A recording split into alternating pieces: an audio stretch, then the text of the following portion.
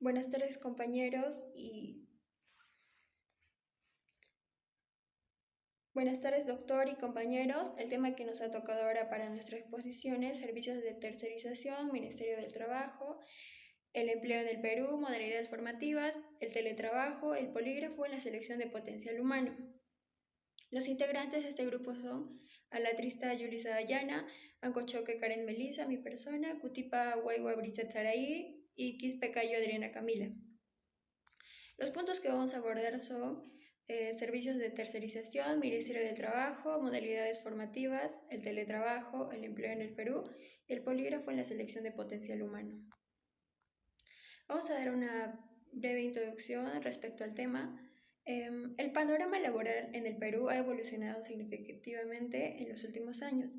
El Ministerio de Trabajo y Promoción del Empleo cumple un rol clave en la regulación y promoción de políticas que garanticen condiciones justas y modernas. Entre los temas más relevantes destacan los servicios de tercerización, que optimizan la gestión empresarial, las modalidades formativas, que fortalecen la capacidad de jóvenes, y el teletrabajo, que impulsa la flexibilidad, la digitalización del empleo. Además, el uso del polígrafo en la selección de potencial humano se ha convertido en una herramienta para los procesos de evaluación y confianza laboral. Muy buenos días. El día de hoy voy a continuar con la exposición específicamente del Ministerio de Trabajo y Promoción del Empleo, MTPE. Ok. Este organismo cumple con un rol fundamental en la regulación del trabajo y en la promoción del empleo digno en nuestro país. El MTPE forma parte del Poder Ejecutivo y está encargado de formular, dirigir y supervisar las políticas nacionales relacionadas con el trabajo, el empleo, la formalización y los derechos laborales. Su misión es promover un empleo decente y productivo, asegurando el respeto de los derechos fundamentales de los trabajadores. Entre sus principales funciones está formular políticas sociolaborales, supervisar la aplicación de las normas, promover la formalización laboral y fomentar la capacitación y certificación profesional. Según datos del MTP, en el 2015 el empleo formal privado creció en un 7,1% respecto al año anterior, lo que demuestra un avance en la recuperación laboral del país. Estructura institucional y ámbito de acción. El MTP tiene una estructura amplia y organizada. Está conformado por la Secretaría General, dos viceministerios, uno de Trabajo y otro de Promoción del Empleo, además de varias direcciones generales. A nivel nacional, coordina con los gobiernos regionales mediante el Directorio Intergubernamental de Trabajo y Promoción del Empleo conocido como DITPE. En ámbito de sección.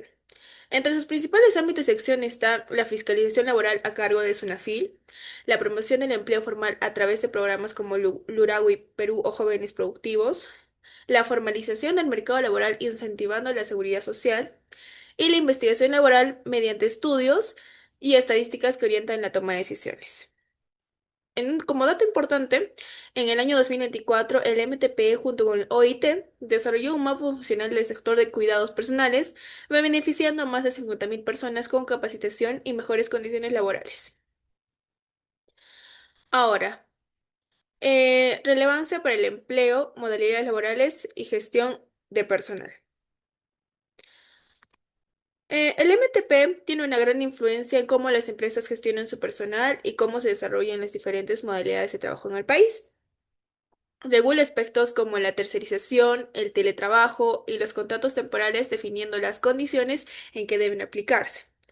Además, supervisa que las empresas cumplan los derechos laborales y fomenta la formalidad, algo clave para la estabilidad de los trabajadores.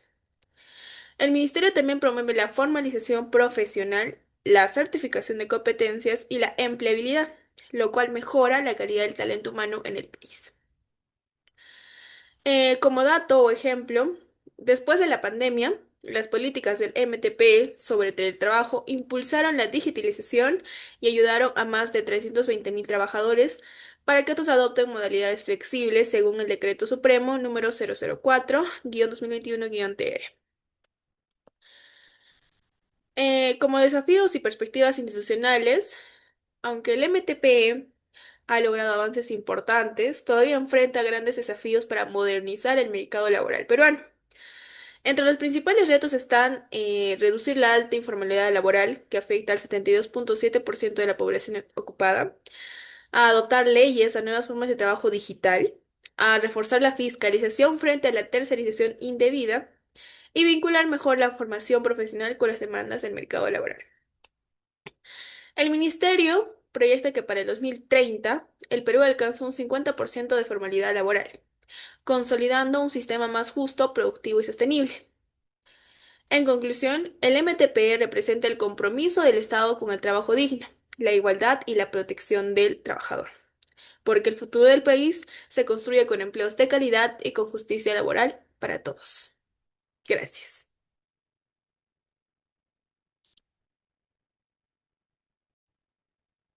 Bien, hoy voy a hablar sobre la tercerización de servicios en el Perú, un tema clave dentro de la gestión laboral moderna. La tercerización está regulada principalmente por la Ley número 24.245. El Decreto Legislativo número 1038 es un reglamento aprobado por el Decreto Supremo número 006-2008-TR. Según Chira Rivero en el 2020, esta ley busca fomentar la especialización, aunque advierte que puede usarse indebidamente si no se fiscaliza correctamente. De acuerdo con el artículo 2 de la Ley 29.245, la tercerización consiste en que una empresa contrata a otra para realizar trabajos especializados, siempre que esta última asuma el servicio por su cuenta y riesgo, use sus propios recursos financieros y técnicos y sea responsable de los resultados. Además, sus trabajadores deben estar bajo su exclusiva subordinación, es decir, no dependen directamente de la empresa principal. Ya. Reforma normativa, prohibición del núcleo del negocio. En el año 2022 se aprobó el Decreto Supremo número 001-2022-TR, que modificó el reglamento e impidió tercerizar el llamado núcleo del negocio de una empresa principal. Esto significa que una empresa ya no puede tercerizar sus actividades esenciales, es decir, las que la definen ante sus clientes o generan su valor principal. Por ejemplo, en una empresa minera, extraer minerales es un núcleo de negocio, por lo tanto no puede ser tercerizado. Los criterios para identificar ese núcleo son el objeto social de la empresa, la actividad que genera valor añadido o ingresos y lo que la identifica ante el cliente. La finalidad de esta reforma no es eliminar la tercerización, sino regularla mejor y proteger la dignidad del trabajador.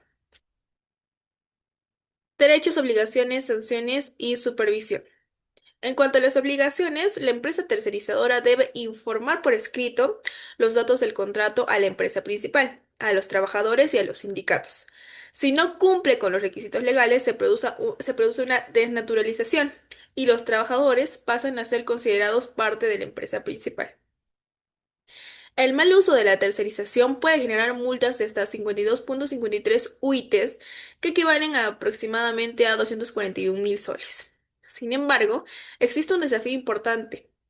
Indecopi ha frenado algunas sanciones impuestas por Sunafil, lo que ha complicado la supervisión efectiva y ha generado cierta confusión sobre los límites reales de la norma. Impacto en la gestión de personal, empleo formal, informal y retos de implementación. En cuanto al impacto, la tercerización tiene efectos tanto positivos como negativos en la gestión del empleo y del personal. Entre los retos actuales está definir con claridad qué se considera núcleo de negocio y adaptarse a las nuevas formas de trabajo como el teletrabajo o las plataformas digitales. Entre los efectos positivos, permite que la empresa principal se concentre en su actividad esencial y al mismo tiempo mejora la eficiencia al dejar tareas especializadas a expertos. Pero también tiene efectos negativos. Los trabajadores tercerizados suelen tener menores sueldos y menor estabilidad. Además, pueden sentir menos motivación o pertenencia hacia la empresa principal. Esto puede aumentar la desigualdad laboral, como ocurre en el sector minero, donde muchos tercerizados ganan menos por realizar el mismo trabajo. En conclusión, la tercerización no es mala en sí misma, pero requiere una regulación clara y una fiscalización constante para que cumpla su verdadero objetivo: mejorar la eficiencia empresarial sin afectar los derechos laborales. Gracias. Bueno, continuando con la exposición, les voy a hablar de las modalidades formativas. ¿Qué son? Son convenios especiales de carácter no laboral que permiten que estudiantes, egresados o jóvenes adquieran experiencia práctica en empresas mientras continúan su formación teórica. Su objetivo principal es vincular la educación con el trabajo, facilitando la inserción laboral y mejorando la empleabilidad de las personas. Según el marco legal, la ley número 28518 establece que estas normas tienen derechos, deberes y condiciones que deben cumplir tanto las empresas como los participantes. El Ministerio de Trabajo y Promoción del Empleo es el encargado de supervisar su cumplimiento y de registrar los convenios firmados. Ahora les voy a hablar de un poco de sus tipos. Tenemos 5 tipos conocidos. Primero está el aprendizaje, que puede darse con predominio en la empresa o en el centro educativo. Luego tenemos las prácticas preprofesionales, que se realizan durante los estudios superiores. Posterior a eso tenemos las prácticas profesionales, que se desarrollan después de culminar los estudios. También tenemos la capacitación laboral juvenil, dirigida a jóvenes de 16 a 23 años sin estudios universitarios. Y por último les tengo las pasantías y la actualización, orientadas a estudiantes o personas que buscan retomar su experiencia profesional. Les voy a hablar un poco de sus beneficios y requisitos.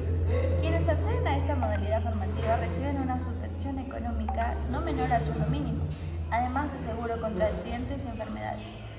Si el convenio dura más de 12 meses, el beneficiario obtiene un descanso pagado de 15 días. El participante debe estar inscrito en un centro de formación profesional y la empresa debe ofrecer un plan de capacitación. Estas condiciones garantizan que la relación se mantenga como formativa y no laboral. Ahora su supervisión. La Superintendencia Nacional de Fiscalización Laboral, o sea el SUNAFIL, supervisa el cumplimiento de la ley y puede sancionar a las empresas que no respetan las condiciones del convenio. Estas modalidades son esenciales porque permiten que los jóvenes ganen experiencia, se formen y de esta manera contribuyan a la desocupación y la informalidad laboral. Ahora les voy a hablar un poco del teletrabajo. El teletrabajo es una modalidad especial de prestación de labores que nos permite que el trabajador realice sus funciones fuera del centro de trabajo, utilizando medios digitales, plataformas de comunicación. Esta modalidad permite y puede ser total o parcial, temporal o permanente, y se formaliza mediante contrato o convenio entre las partes. Su objetivo es promover la conciliación entre la vida laboral, personal y familiar, garantizando al mismo tiempo la productividad y eficiencia. Listo. Tenemos como principales derechos, según la Ley 31572, que la compensación por el uso de Internet, energía eléctrica y equipos propios. Derecho a la desconexión digital, que asegura un mínimo de 12 horas continuas sin obligaciones laborales. Protección de la privacidad y de los datos personales durante el trabajo remoto. Acceso a capacitaciones en herramientas digitales y seguridad informática.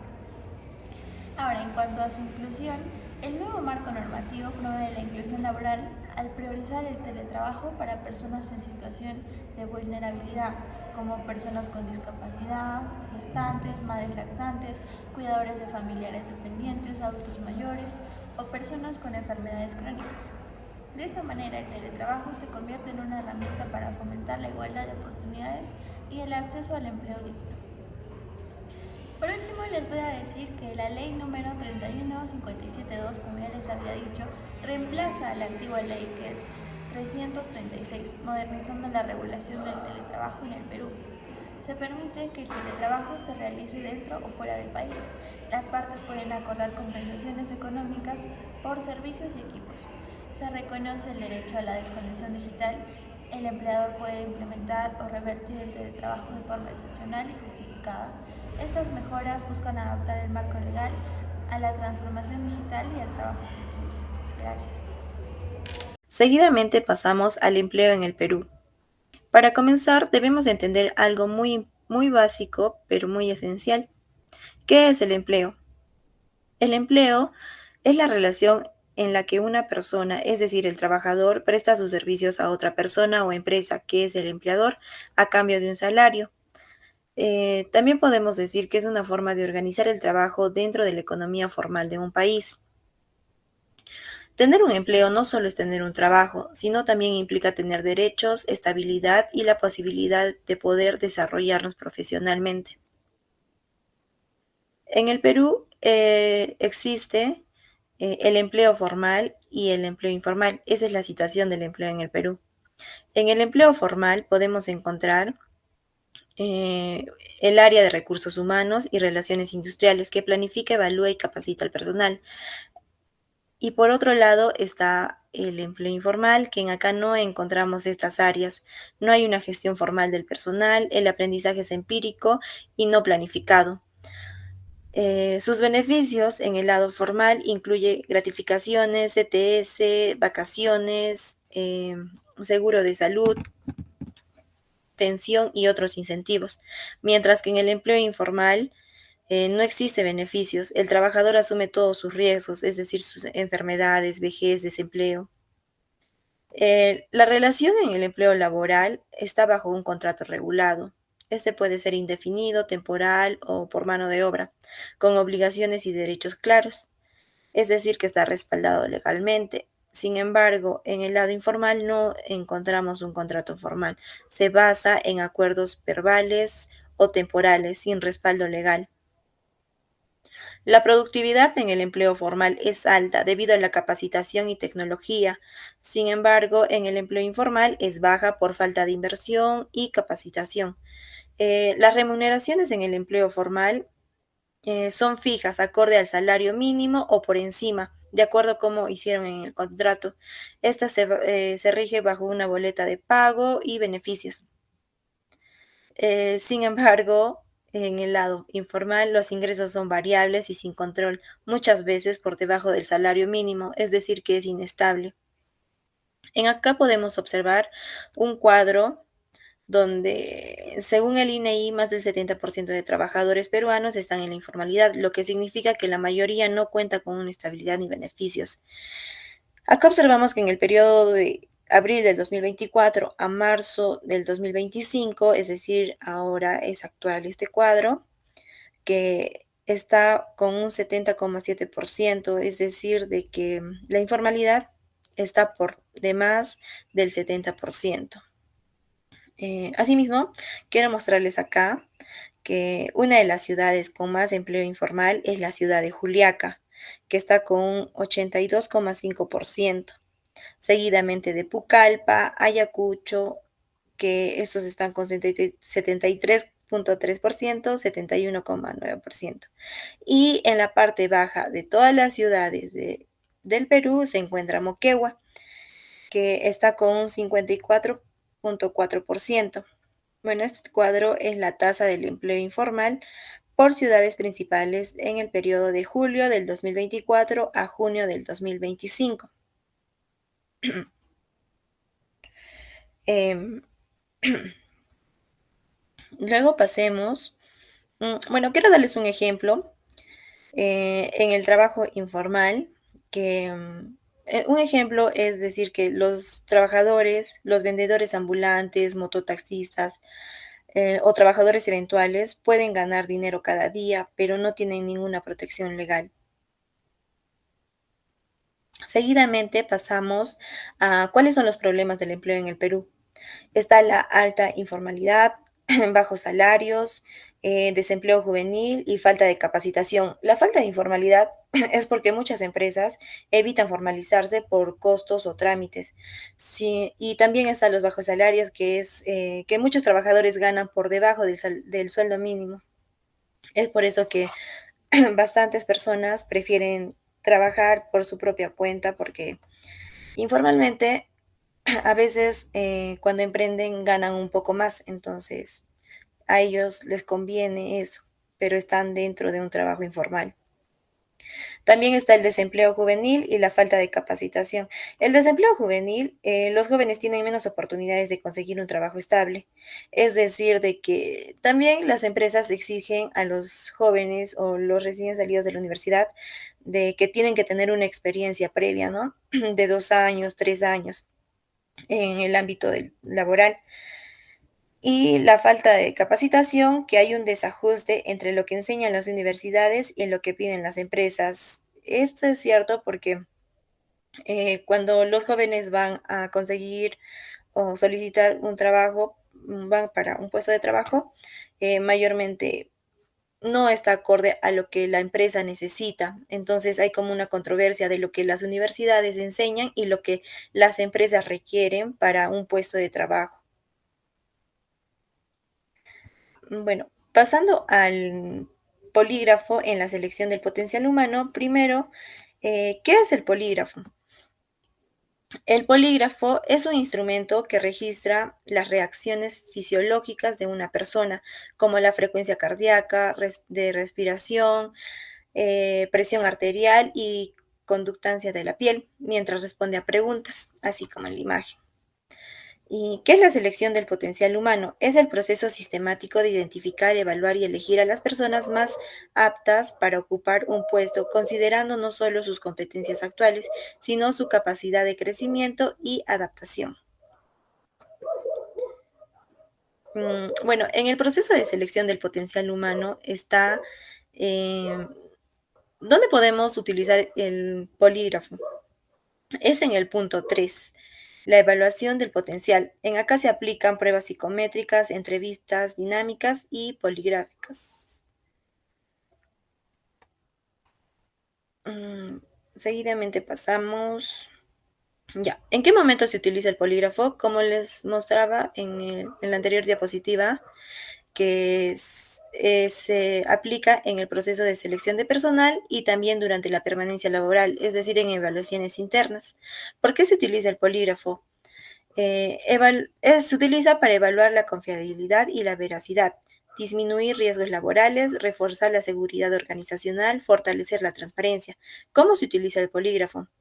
Se utiliza bajo el consentimiento con la persona que vamos a utilizar esta herramienta, en una entrevista previa, con una aplicación técnica, preguntas controladas, es decir, que tenemos que tener nuestras preguntas ya organizadas, y un registro y análisis. Bueno, la legalidad del polígrafo en el Perú. En el Perú no hay una norma que prohíba ni autorice expresamente el uso del polígrafo. Em, por lo tanto, tiene límites legales y éticos. No puede usarse como una prueba de despido o sanción, solo como un indicio complementario dentro de una investigación interna. El Tribunal Constitucional del Perú ha señalado que someter a un trabajador al polígrafo sin su consentimiento viola derechos fundamentales. Uso del polígrafo en el Perú. Se utiliza en empresas de confianza y puestos de seguridad. Es opcional y debe contar con el consentimiento de la persona con la que vamos a utilizar esta herramienta. Sirve como prevención, no como base para despedir. Y también debe respetar la privacidad ética y derechos laborales. Al finalizar, pasamos con la conclusión. El desarrollo del empleo en el Perú depende de la adaptación a nuevas formas de trabajo y de gestión laboral, moderna y responsable. La tercerización, las modalidades formativas, el teletrabajo y el uso del polígrafo en la selección de personal reflejan el esfuerzo por lograr mayor eficiencia, transparencia y equidad en el ámbito laboral. El Ministerio de Trabajo cumple un papel fundamental al regular y promover estas prácticas, impulsando un mercado laboral más competitivo, inclusivo y alineado con las exigencias del mundo actual. Esto sería todo. Gracias.